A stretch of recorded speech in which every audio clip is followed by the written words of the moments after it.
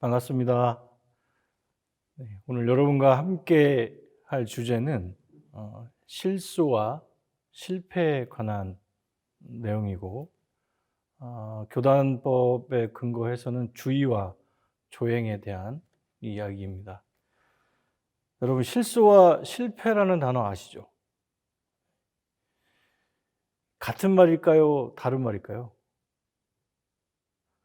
맥락은 같은 듯한데 엄연히 다르죠. 그러면 그 내용으로 보면 실수는 우리가 어떨 때 많이 쓰냐면, 사소한 일이 좀 잘못됐거나 행동으로 좀 어긋났을 때, 그럼으로 인해서 좀 그르쳤을 때 우리가 실수라는 얘기를 쓰고요. 실패는 계획된 일이나 우리가 목적했던 바를 진행하는 데 있어서 크게 어긋나서 목표를 이루지 못했을 때 우리가 실패라는 단어를 씁니다. 실패가 실수를 조금 더 포함하는 조금 더 큰 의미적으로 실패라는 단어를 쓴다, 이렇게 생각하시면 될 것 같습니다. 우리가 여러분들 실수 많이 하시죠? 저도 뭐 실수 많이 해본 적이 있는데, 어떤 걸 우리가 실수라고 얘기를 많이 하나요? 우리가 좀 아까 말한 대로 좀 사소한 일이나 행동이 잠깐 어긋나서 할 때 우리가 실수라는 단어를 쓰는데, 보통 약속을 했는데 약속한 시간을 우리가 못 지키게 된다거나, 또는 이야기를 듣고 뭐 자료를 메일로 좀 보내줘라라고 하는데 이것을 깜빡 잊고 못 보낸다든지, 그죠? 이런 것들을 보통 우리가 실수라고 하는데, 여러분 스포츠에서 보통 개인 운동 보면 3번의 기회를 주죠. 3차, 1차 시기, 2차 시기, 3차 시기. 역도도 3차 시기가 있고요. 육상도 보면 대부분 3차의 시기를 줍니다. 아마 이런 맥락에서 실수도 제가 봤을 때 한 3번까지는 용납이 되지 않을까. 근데 1번, 2번은 실수. 그럴 수 있어. 그럴 수 있어. 근데 우리가 3번이 넘어가면 그때는 실수가 아니라 이 사람이 이거를 되게 습관적으로 간다? 이렇게 생각할 수 있는 마지노선이 저는 3번이 아닐까. 그런 생각을 해보면서, 이런 사소한 실수와 이 사소한 행동들이 지속적으로 계속되면 이것이 실패의 아주 큰 원인이 될 수 있다라고 봤을 때, 이 작은 실수들 하나하나가 그리 작은 것이 아니다. 그냥 넘어갈 수 있는 것이 아니다. 이 실수 하나로 나의 인격과 품행을 사람들에게 단정 지을 수 있게 하는 큰 요인이 될 수 있다라고 저는 생각합니다. 그래서 이런 작은 실수들을 우리가 조금 줄일 필요가 있다. 줄일 필요가 있다. 그래서 이 작은 실수를 줄이는데 대종사님께서 정기훈련법으로 말씀을 해주셨습니다. 제3수행편 2장 정기훈련법과 상시훈련법 중에 정기훈련법의 주의라고 하는 조행으로 이렇게 말씀하십니다. 사람의 육군을 동작할 때 하기로 한 일과 안 하기로 한 일을 경우에 따라 잃어버리지 아니하고 실행하는 마음을 이름이다. 자, 정기훈련법에다가 이 조항을 넣어주셨어요. 정기훈련이란 원불교의 훈련법 중에 아주 스파르타식으로 가리키는 훈련법 중에 하나가 정기훈련입니다. 여기에 주의 조항을 넣으셨다는 것은 아까 말한 굉장히 훈련에 있어서 강조하시는 부분이다. 하기로 한 일과 안 하기로 한 일을 경우에 따라 어떻게 잃어버리지 말라. 잃어버리지 말라. 자, 잃어버리는 이유는 뭐냐면 바로 우리가 주의심을 갖지 않기 때문에 잃어버린다. 여러분 아시죠? 생각하시다 보면 이거 되게 중요한 일이야 라고 생각하면 잃어버리십니까? 아주 잘 기억하고 계시는데, 이거 뭐 좀 사소하다, 또는 내가 이렇게 거기에 주심을 딱 주지 않는 것은 생각도 못했어, 이런 얘기 많이 쓰죠. 그만큼 이 주의라고 하는 조목이 그 마음을 챙기는 데 굉장히 요긴하게 말씀해 주신 조항이다. 이것이 바로 우리가 갖고 있는 사소한 실수를 줄이게 해줄 수 있는 아주 기묘한 정기 훈련법이 된다. 여기서 근데 중요한 것은 이 말씀을 해주셨어요. 잃어버리지 아니하고 실행하는 마음을 이릅니다. 마음을 이릅니다. 그래서 우리가 이 주의조행을 잘 실행할 수 있는 또 하나의 훈련법으로 유무념, 유념, 무념, 마음을 잡았느냐, 마음을 놓쳤느냐라고 하는 유념과 무념의 조항으로서 또 얘기할 수 있겠습니다. 자, 지금 제가 말씀드린 실수들은 좀 주의하지 못한 거, 잃어버리는 거, 그죠? 그 마음을 좀 잃어버렸던 거를 우리가 얘기할 때 주의의 조항으로 말씀드렸다면, 이거 말고 또 품행으로 우리가 실수하는 게 있어요. 이렇게 주변을 잘 주의하지 못하면 자꾸 몸으로 물건을 친다든지, 그죠? 그다음에 뭐 사람의 발을 막 밟는다든지, 그리고 또 나도 모르게 그냥 장난친다고 사람을 막 때리기도 한다든지, 뒤통수 보니까 친구인 줄 알고 탁 때렸는데 돌아보니까 다른 사람이어서 막 당황하기도 하고, 이제 이런 품행을 통해서 오는 우리가 실수들이 있습니다. 그리고 또 말을 통해서 실수도 하게 되고, 이런 내 몸에 있는 사소한 이런 품행을 통해서 되는 실수들을 우리도 또한 실수라고 합니다. 이것 또한 여러분, 한 번, 두 번은 실수로 용납하죠. 이것도 제가 볼 때 3번 이상 넘어가면 저 사람 좀 품행이 단정치가 않네 라고 하면서 아마도 무슨 일을 시키고자 할 때 아마 그 부분에 대한 염두를 두게 되는 아주 또 나쁜 예가 될 수가 있습니다. 자, 이런 실수는 우리가 무엇으로 한번 고쳐보냐라고 하면 바로 조행입니다. 조행인데, 조행을 이렇게 말씀하십니다. 사람으로서 사람다운 행실가짐을 이릅니다. 조행이라는 것이. 이는 다 공부인으로 하여금 그 공부를 무시로 대조하여 실행에 옮김으로써 공부의 실효과를 얻게 하기 위함이다 라고 말씀하셨습니다. 하기로 한 일과 안 하기로 한 일을 경우에 따라 잃어버리지 않고 주의하라고 한 것을 우리가 주의라고 했다면, 사람의 행실가짐에 따라 가야 되는 것이 조행이다. 주의와 조행을 통해서 내가 갖고 있는 실수들을 줄일 수 있다. 이렇게 대정사님께서 말씀하셨습니다. 근데 이런 주의와 조행을 하는데 그럼 어떻게 고쳐야 되느냐?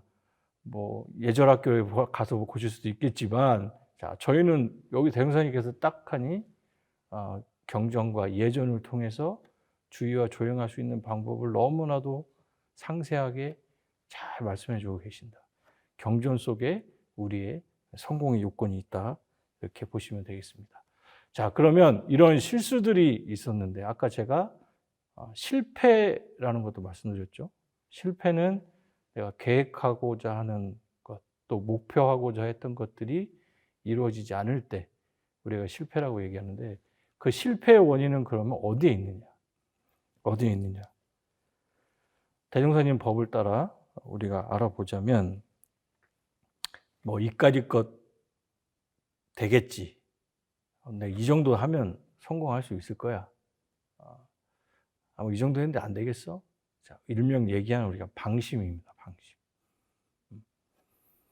마음을 안 잡은 것도 아니고 잡았지만 방심이란 거기에 안주해버리는 마음. 이 정도면 되겠지라고 마음을 놔버리는 마음을 우리가 방심이라고 하겠습니다. 정상준사법 법헌편 61장에 무슨 일이나 방심하면 이루지 못한다라고 말씀하셨고, 62장에 방심하지 않는 데에 성공이 있나니 끝까지 중단하지 말고 결과를 내어야 한다라고 말씀하고 계십니다.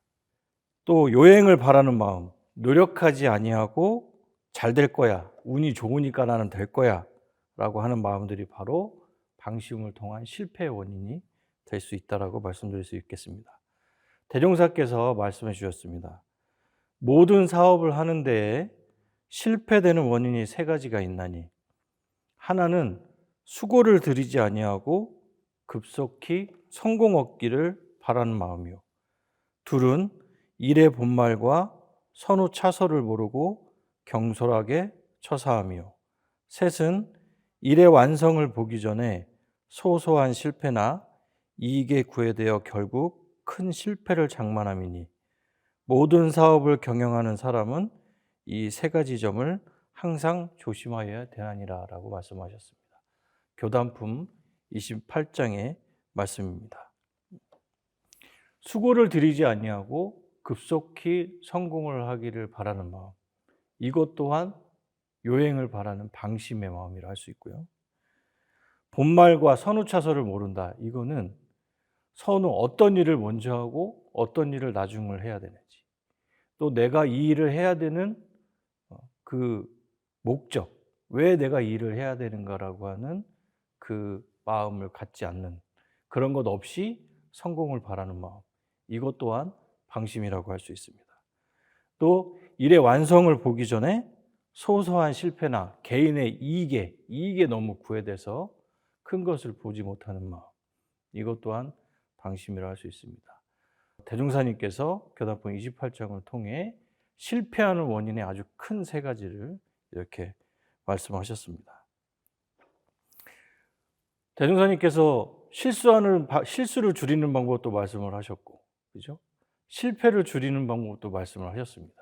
그러면 저희는 알았으니까 어떻게 해야 될까요? 이제 실수를 하지 않아야 되겠죠. 또 실패를 하지 않으려고 노력을 해야 되겠죠.